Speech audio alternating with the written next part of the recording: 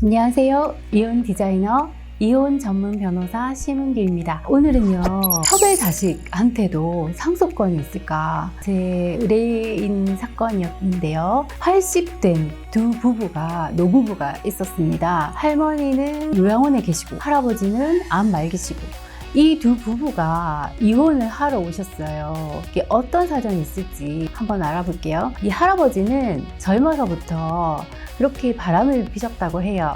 그리고 할머니는 이제 20살에 할아버지와 결혼을 하셔가지고 딸 5, 그리고 아들 1 이렇게 놓고 시장에서 장사도 하시고 이렇게 열심히 돈을 벌었어요. 근데 이 남편인 할아버지는 툭하면 부인을 때리거나 구박하거나 무시하거나 그러면서 또 돈이 있으면 나가서 술집에서 여자들과 술을 마시거나 바람을 피거나 이렇게 이제 살았다고 합니다. 근데 결국 그 할아버지 남편이 밖에서 다른 여자와 이제 살림을 차리고 그 사이에 자식을 낳았어요. 아들을 낳았죠. 그래서 그 당시에는 사실 50년대, 60년대는 그런 일들이 참 많았어요. 그러니까 부인 입장에서 남편이 밖에서 바람을 피워서 낳아온 자식도 당연히 키워야 된다, 키워야 되는구나 이렇게 생각하고 참고 살아오셨던 분들이 참 많았던 것 같아요. 그래서 이 부부도 마찬가지로 할아버지가 밖에서 낳아온 자식, 아들을 할머니 호적에 올린 거죠. 그때 당시에는 이제 우리가 호적이라는 게 있어서 부부 사이에 태어난 자식만 친자식으로 신고를 할 수 있었는데 그 할아버지 입장에서는 이제 밖에서 바람을 피워서 낳은 자식을 본처와 사이에 낳은 자식으로 출생 신고를 하시게 된 거예요. 그래서 이제 자녀분들이 다 성장을 했어요.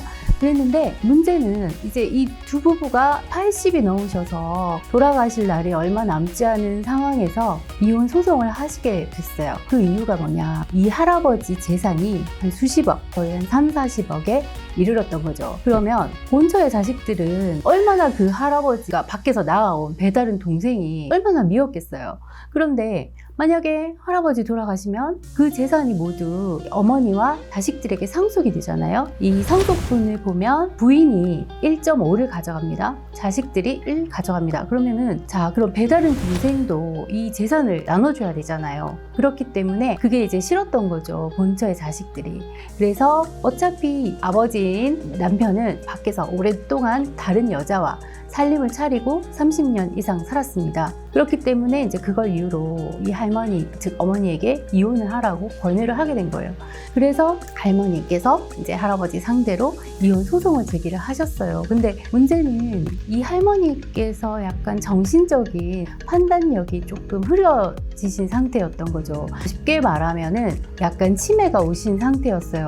그런 상황에서 이제 이혼 소장이 접수가 되니까 상대방 측에서는 자식들이 뒤에서 조종을 한 것이다. 원고인 할머니는 소송을 하고자 하는 판단 능력이 없다고 반박을 하게 된 것이죠. 그래서 소송을 하게 되면 내가 소송을 결정할 수 있는 판단 능력이 있어야 되는데 이것을 법적으로 소송 능력이라고 하거든요. 근데 그것을 사실 부부의 이혼을 자식들이 결정을 하면서 재산 때문에 조종을 하게 된 거죠. 그래서 재판부에서도 사실 그런 부분을 인지를 하셨어요. 그래서 할머니 분을 모시고 나와봐라 직접 아드님이 소송 제기한 할머니를 법정에 모시고 나왔었죠. 그렇게 해서 소송이 진행이 됐습니다. 근데 자식들이 소송 제기를 했던 이유는 만약에 할아버지께서 돌아가시면 이제 이 30억이란 재산을 어머니와 본처의 자식 6명 그리고 배다른 동생 1명 즉 8명이 나눠 갖게 되잖아요. 그렇게 되는 것을 이제 미연에 방지하고자 배다른 동생에게 돌아갈 상속분을 줄이는 거죠.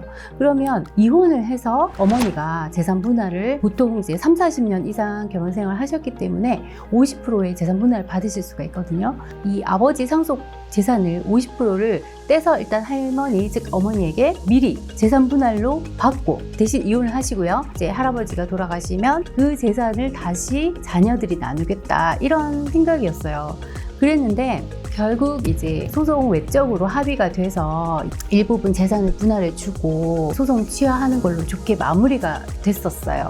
이런 경우에 사실 본처나 이제 법률상 배우자 즉 남편이 밖에서 바람을 피워서 낳아온 자식을 내 호적에 올라와 있다. 그 자식이 얼마나 싫겠어요. 그렇기 때문에 사실 이 부부의 문제는 이혼해서 끝나는 게 아니라 그 친자식, 왜냐하면 할아버지가 만약에 먼저 돌아가시게 되면 그 할아버지의 재산을 부인과 자식들이 상속을 받는데, 할아버지가 돌아가시고 나서 부인이 이제 상속을 받았잖아요. 그리고 나서 다시 어머니가 돌아가셔요. 그러면 어머니의 재산은 다시 친자식들에게 1대1의 즉 같은 비율로 상속이 됩니다. 그런데 내 친아들이 아닌 밖에서 낳아온 자식이 내 친아들로 호적에 올라와 있다면 내 재산이 밖에서 남편이 낳아온 자식에게 상속분이 돌아가게 되잖아요. 그래서 그 본처의 입장에서는 이런 거는 도저히 참을 수가 없다. 내가 평생 내 호적에 내가 낳지 않은 아들이 내가 죽고 나서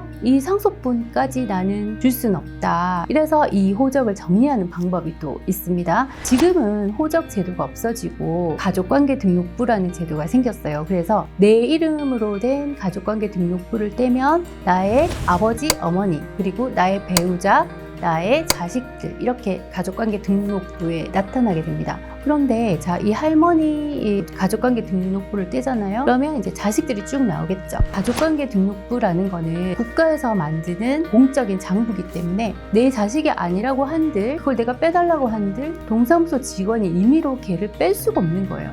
그러면 어떻게 하느냐? 할머니가 내가 낳지 않은 내 가족관계 등록부에 올라와 있는 친아들이 아닌 자식을 상대로 친생자 관계 부존재 확인 소송이라는 게 있습니다. 그걸 일단 제기를 합니다. 그러면 이제 법원에 가서 판사님한테 얘는 내 자식이 아닙니다. 남편이 바람 펴서 밖에서 낳아온 자식입니다. 얘를 내 가족관계 등록부에서 빼주세요.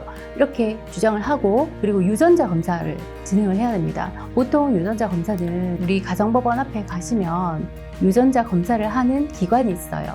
거기 가시면 한 15만 원 정도 비용을 주시면 할 수가 있거든요. 그래서 이제 유전자 검사 결과를 같이 제출하면 판사님께서 그 할머니와 자식 사이에는 친생자 관계가 존재하지 않는다, 이런 판결을 내려주시거든요. 그래서 그 판결문을 들고 동사무소에 가시면, 주민센터에 가시면 나의 가족관계 등록부에서 이제 친아들이 아닌 자식이 빠지게 됩니다. 이렇게 이제 가족관계 등록부 상에 가족관계를 정리를 해놓아야 원치 않게 나의 재산이 내 친자식이 아닌 자녀에게 상속되는 것을 방지할 수가 있습니다. 물론 밖에서 낳은 자식한테 상속분이 가는 게 참 밉고 싫고 아깝지만, 이 법적으로는 아버지의 자식으로 인정이 되기 때문에 상속은 어쩔 수 없이 받을 수 있습니다. 아버지의 재산은요. 그렇지만 어머니와 자식 간에 이 친자 관계가 부인되면은 어머니의 재산은 상속받을 수가 없게 되죠. 오늘은 첩의 자식에도 상속권이 있는지에 대해서 사례 위주로 한번 설명을 드려봤습니다. 다음 시간에도 좋은 정보를 가지고